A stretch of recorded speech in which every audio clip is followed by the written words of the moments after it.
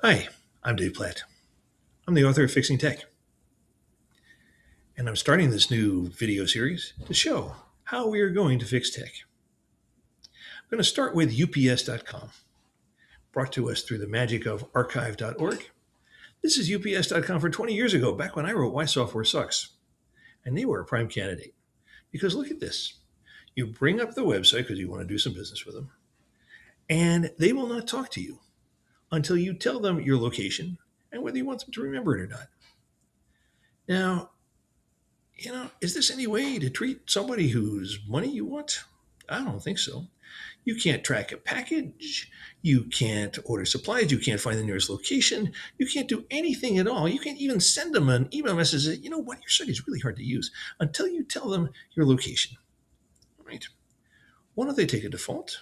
Why don't they look at the Windows installations that they're on and just jump to that? But they won't. You have to tell them explicitly. Fortunately, you know what? They fixed this. Today, they're a whole lot better. These guys fixed their tech, and now it just works. Let me show you. When I bring up ups.com like this, there, it comes up in US English. They look at the settings in the browser and find that the browser is set to US English. So they figure I probably want this website in US English as well, and they show it to me. Good move. Now, suppose I go to their competitor. Suppose I go to DHL and bring them up. You know what? Same thing. They say, yeah, you're in the United States and US English. I'll just show it to you. On the other hand, their arch rival, FedEx, when I come over here and bring that up, FedEx says, no, you got to select your location and language. You got to scroll down. You've got to pick this place and you got to tell them exactly where you are. And they won't take a guess. They won't even give you a default. They will just make you guess. They will make you talk to them every single time. It's really annoying. Now, suppose we were in a different country. Suppose, for the sake of argument, we're going to be in Sweden. I'm going to be speaking at the DevSum conference the first week of June. If you happen to be in Stockholm, look me up. And so, what I would do, so what I'm going to do now is I'm going to switch over to my VPN. I'm going to connect to my VPN, and as you can see, there I am. I'm tunneling through Sweden.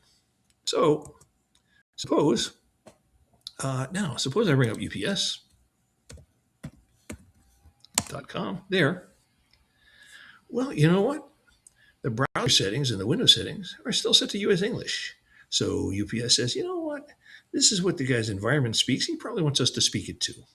And yeah, the control is up there. If I want to change something else, I can. But they make their best guess and they go with it. That's good. If I go to DHL here, there, well, now DHL is sniffing the IP address and saying, you know what? This request sure looks like it's coming from Sweden. So the guy there probably speaks Swedish, would probably prefer to be spoken to in Swedish. So I'm going to default to that. Okay, that is a reasonable second guess. And hey, if they want to change it, I can switch to English. I can stay in Svenska, or up here through Google Translate. That'll work too. On the other hand, FedEx. What do I get with FedEx? You know what I get with FedEx, man. Why do I bother wasting my time? They are coming up, and you got to pick your language. And you know what? It takes a long time in Swedish. You got to scroll all the way down through Africa, through Asia and the Indian subcontinent, the Caribbean, Central and South America. And only then do we get to Europe. And yeah, okay, here we can be in England, Sweden, and English or in Svenska.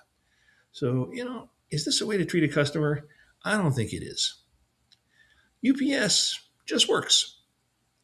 DHL more or less just works. They make a couple of different kinds of guesses than UPS does, but they mostly just work. FedEx doesn't even try. All right, that is not how we're going to do this. This is some tech that needs fixing.